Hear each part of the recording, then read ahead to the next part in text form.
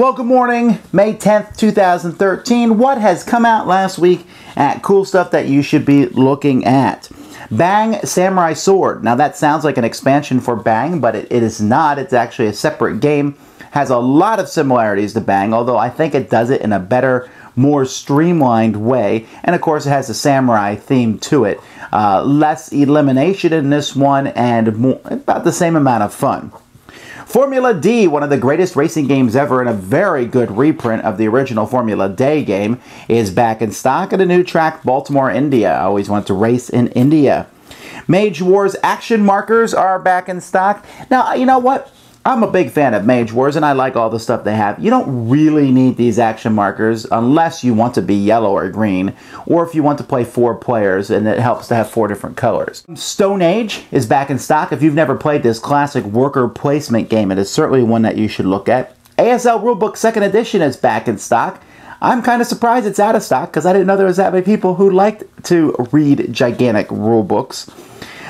Dixit Odyssey expansion out. Now this is what I'm a little confused on, so I'm trying to find out some more information about it.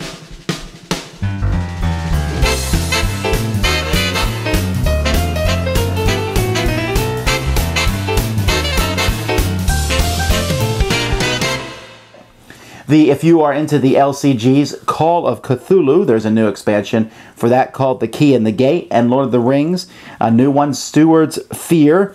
Ah, Denethor, I hate that guy. But if you think he's a fantastic person, or at least you want to play scenarios based around him, this is the set for you. War Games came out this week. GMT has released several. Iron and Oak, which is a ship-to-ship combat game in the Civil War. Didn't know there was much of that ship-to-ship combat going on. I mean, I guess there was. It's just not something I hear much about. And then kind of right along with that, they have the Rebel Raiders on the High Seas, which is very similar, but it's the sea part. The other one is more, I think, based on rivers and attacking the fortresses on the rivers. And then there's also Newtown, which is another in the series of Battles of the American Revolution. They're not the only war company. Multiman Publishing has released Heights of Courage, which depicts the 1973 conflict between Syria and Israel. So that's about it for this week, folks. But pay attention because over the next several weeks, you're going to see a lot of new games released. See you soon. To find out more about all of our podcasts, check out DicetowerNetwork.com. To see a listing of our videos, head to Dicetower.com. We'd like to thank our sponsor, Cool Stuff Incorporated, where you can buy games for great prices. Cool stuff in stock.